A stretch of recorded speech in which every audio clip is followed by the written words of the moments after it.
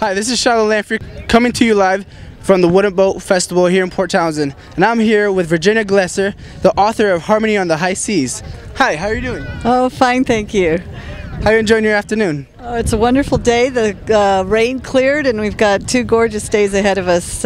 We've been doing seminars here on how to get along while you're cruising, making a fun cruise, which means that you're having fun together as partners. We also are doing one on a virtual cruise to Mexico and what that takes and what's involved in that.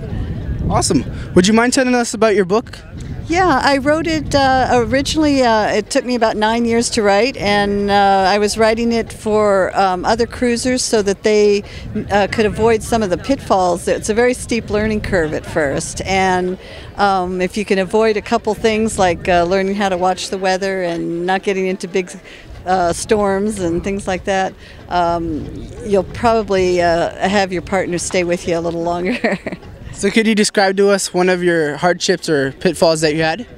Well, one of the early on, we did a trial run from San Francisco to San Diego and back.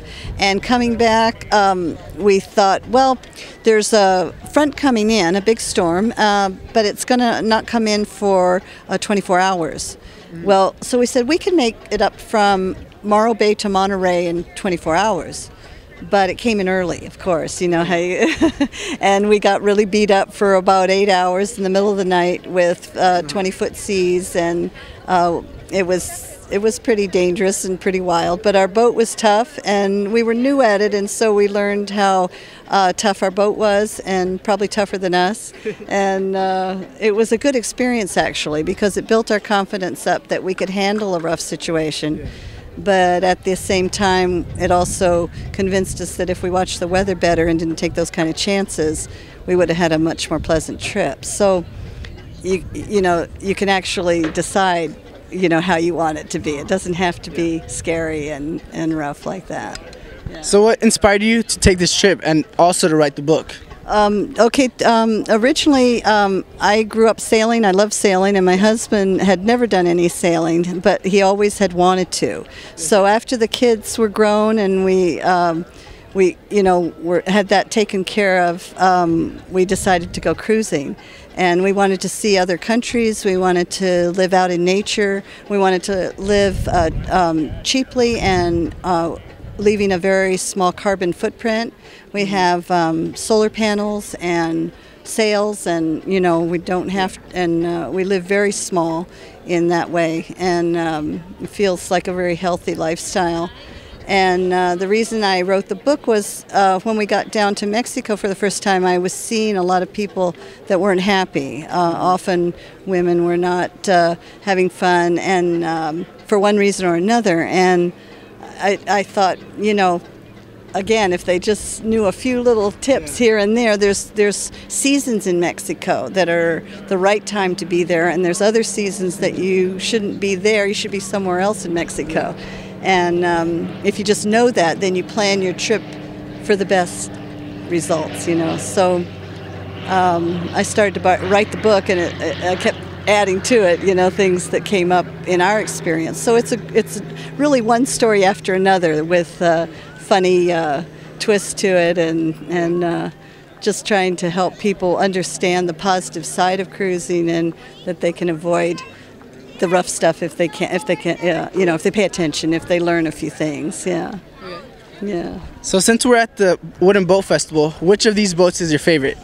Oh, I love the big schooners, and I love seeing them sailing out there with all their sails set. And they were out there this morning in the fog, and it was like a pristine picture of them, where the fog was, their masts were coming up through the fog, and it was beautiful.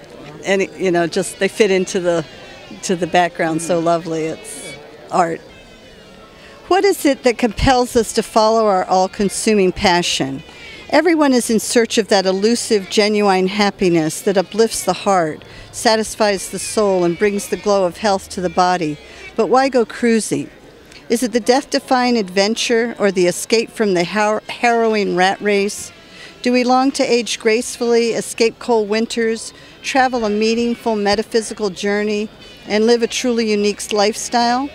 Is there an innate desire to explore the world while spending our time swimming, surfing, and diving in aquarium-like settings, partaking of nature in its least corrupted arena?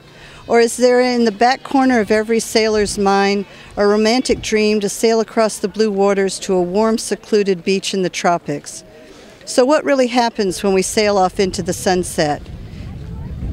It gets dark. Wow. That was great. Thank you. Thank you. Yeah. So what would you tell anyone who is possibly thinking or planning a trip around the world? I would have them start by just learning how to sail, getting to know the wind, getting to know how it works, finding a boat that they like. With us, we didn't have a lot of money, so we started with just a little boat, and then we're able to sell it and fix it up and get a little more money that we got a bigger boat and a bigger boat until we got the size that we wanted to go cruising in. That took years. It probably took 10 or so years to do that. And but in the process, you're learning all about it. You're learning how to sail, read books. I encourage women to take classes with other women because I think that builds up their own self-confidence as a woman. It's usually the man's dream, and the woman's going along for the ride. And if they can go and do classes with other women, it makes them feel like they've learned. They know how to work the boat, and they have some self-confidence to back it up. Yeah. Thank you very much for watching. This is our guest, Virginia Gleser. Bye. Bye.